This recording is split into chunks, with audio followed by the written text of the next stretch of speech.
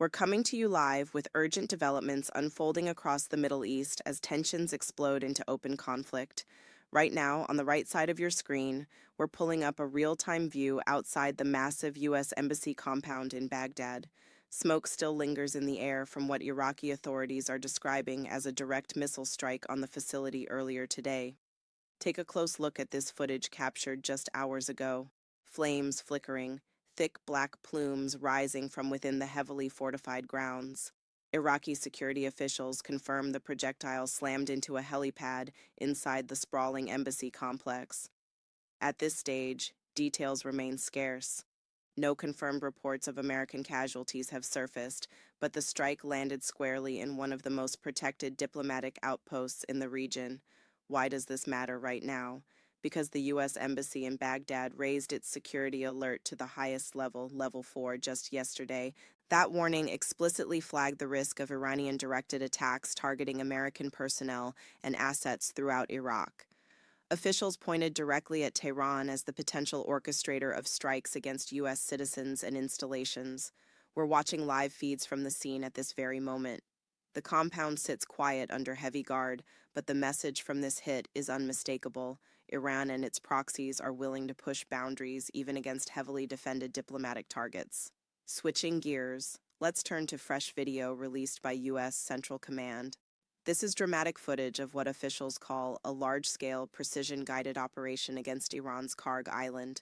Explosions ripple across the screen in rapid succession. CENTCOM states clearly that American forces demolished naval mine storage sites, underground missile bunkers, and multiple additional military installations. The Pentagon reports more than 90 separate Iranian military targets taken out in this single wave of strikes, all while deliberately leaving the island's critical oil export infrastructure untouched. President Trump personally authorized this operation, describing it as a decisive blow delivered by U.S. military assets. Kharg Island isn't just any target, it's the beating heart of Iran's oil economy. Roughly 90% of the country's crude exports flow through terminals and loading facilities there. Deepwater berths allow massive tankers to dock, making it the primary gateway for Tehran's oil revenue. By hitting only the militarized zones, defenses, storage, command posts, the U.S. sent a calculated signal. We can dismantle your military power piece by piece without immediately choking your economy. But make no mistake, the capability to go further exists, and the message to Tehran is loud. Disrupt global shipping lanes through the Strait of Hormuz, threaten tankers, or escalate further, and those oil facilities won't remain off limits. To break all this down with real insight, we're joined by Mark Chandler, Director of Government Relations at Coastal Carolina University.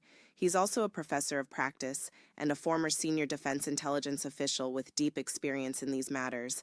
Mark, thanks for joining us on short notice. Good to be here, Josh. Good morning. Mark, pulling back to that live shot on the left of your screen once more. Baghdad, the U.S. Embassy compound, the missile impact on what appears to be the helipad.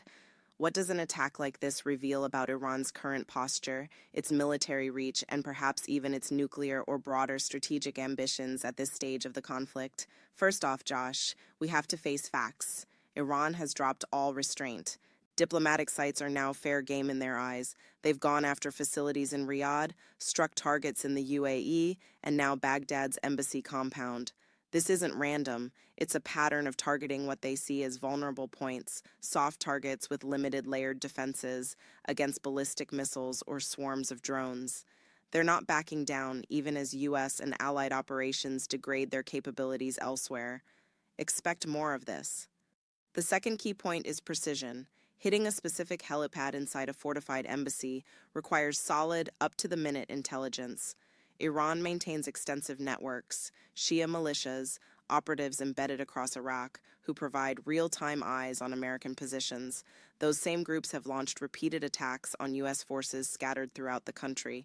To guide a ballistic missile to that exact spot, you need coordinates programmed accurately, plus final confirmation from spotters, possibly sleeper cells or active observers who've been monitoring diplomatic compounds, military bases, even residential clusters where Americans gather in regional cities. This shows their intelligence apparatus remains functional and aggressive. We still lack injury confirmations from today's strike, but security is maxed out in Baghdad. The embassy in Kuwait City has already been evacuated as a precaution. More attempts like this are likely, and they're aiming to hit accurately. We're in the opening phases of a broader confrontation. Now, circling back to that CENTCOM footage rolling again, those explosions lighting up Kharg Island overnight. President Trump announced this major strike last night. For viewers just tuning in, walk us through why Kharg matters so much and what the U.S. achieved here. This was a textbook example of precision military execution. Using guided munitions, forces zeroed in exclusively on military assets, naval mines, missile bunkers, defensive systems, while sparing the oil terminals, pipelines, and loading infrastructure. Kharg Island sits off Iran's coast in the Persian Gulf. It's the linchpin for exporting roughly 90% of the nation's crude. Pipelines run out to deep berths where supertankers load up.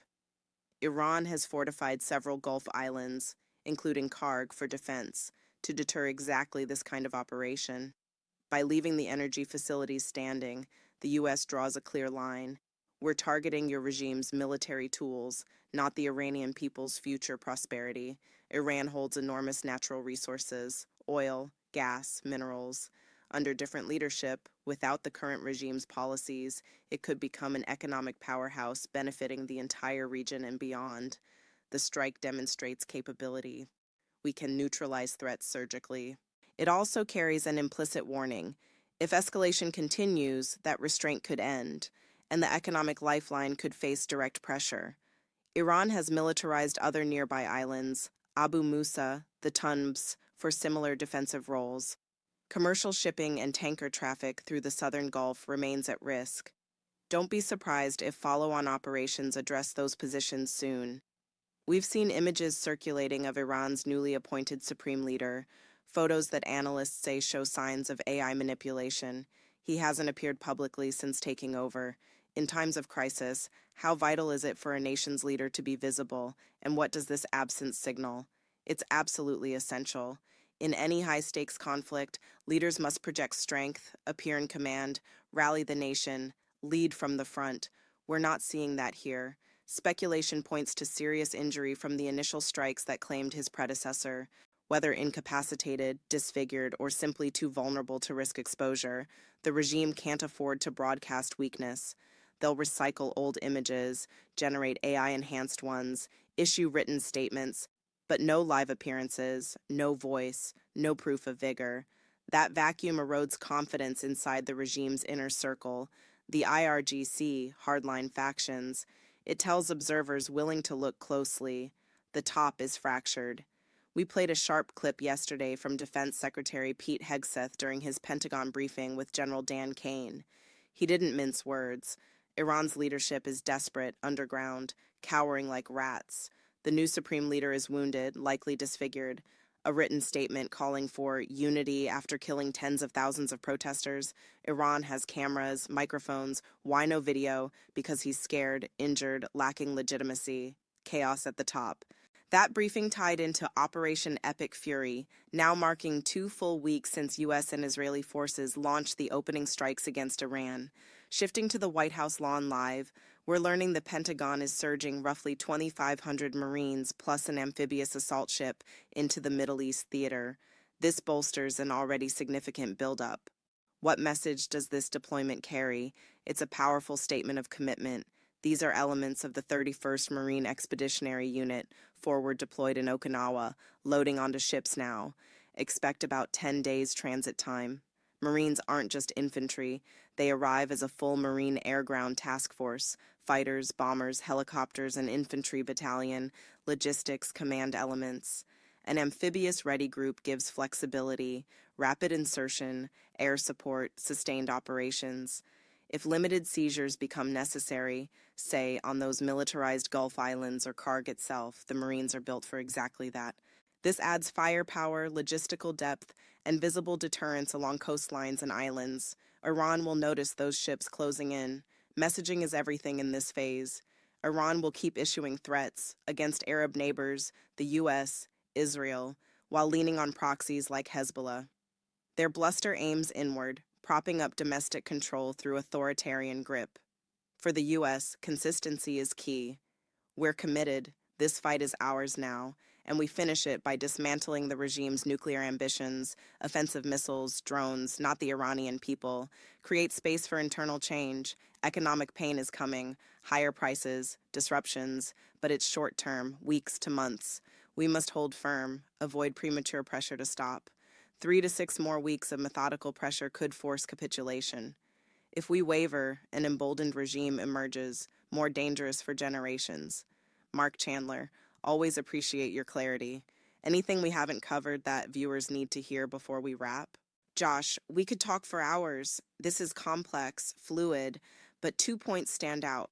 First, we lost brave service members this week. A KC-135 crew, 6 lives supporting operations. Hold them and their families in your thoughts. Second, war brings pressure to quit early. We've started this. We own it. See it through. Eliminate nuclear capability, offensive missiles and drones, proxy networks, threats to the Strait of Hormuz. If we falter, the regime claims victory and doubles down. Americans and allies, stay resolute. Support the mission. The end game is a safer region without this regime's terror.